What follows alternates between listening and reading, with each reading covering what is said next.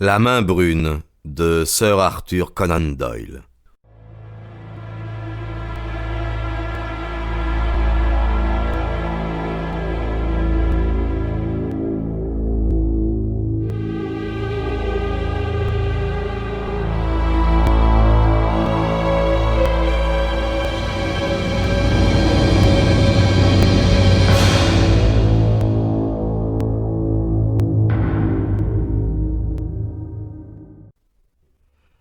Tout le monde sait que Sir Dominick Holden, le célèbre médecin des Indes, fit de moi son héritier, et que son décès transforma un médecin pauvre et peinant dur en un propriétaire prospère.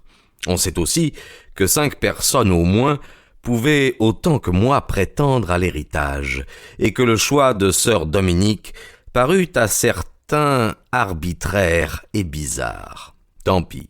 J'affirme, moi, que Sir Dominick avait de très solides raisons pour me témoigner sa bienveillance, bien que je ne l'eusse connu que dans ces dernières années. Je dirais même que ce que j'ai fait pour mon oncle des Indes, personne ne l'a encore fait pour autrui.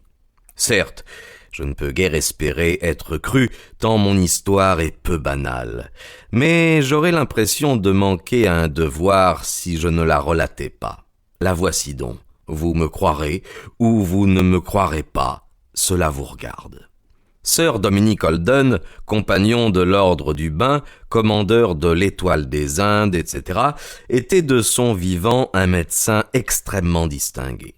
Il avait quitté l'armée pour s'établir à Bombay et faire de la clientèle civile. Fréquemment appelé en consultation, il avait visité toutes les provinces des Indes.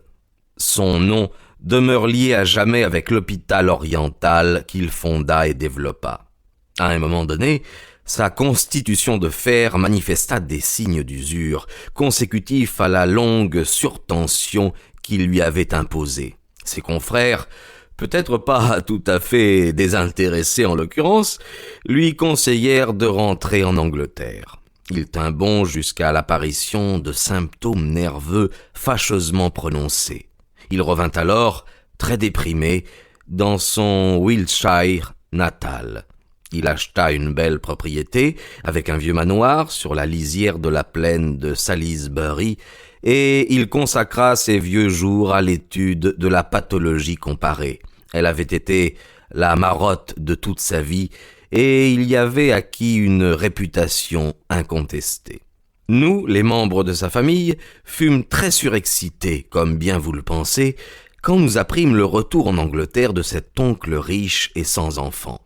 Lui, sans faire preuve d'une hospitalité exubérante, témoigna néanmoins d'un certain sens de ses obligations familiales. À tour de rôle, nous fûmes invités à lui rendre visite.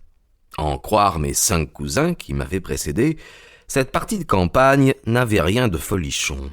Aussi, fut-ce avec des sentiments mêlés que je reçus enfin une lettre me mandant à Rothenhurst. Ma femme était si soigneusement exclue de l'invitation que mon premier mouvement fut de la décliner. Mais avais-je le droit de négliger les intérêts de mes enfants?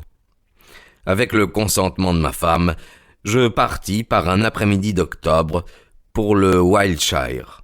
J'étais loin d'imaginer les conséquences de ce voyage. La propriété de mon oncle était située à l'endroit où les terres arables de la plaine commencent à monter vers les falaises crayeuses qui sont la caractéristique du comté. En roulant depuis la gare de d'Eton, dans le crépuscule de ce jour d'automne, je fus impressionné par le pittoresque du décor. Les masures dispersées de nos paysans étaient tellement écrasées par les gigantesques vestiges de la vie préhistorique que le présent semblait être un rêve à côté des réalités impérieuses, obsédantes du passé.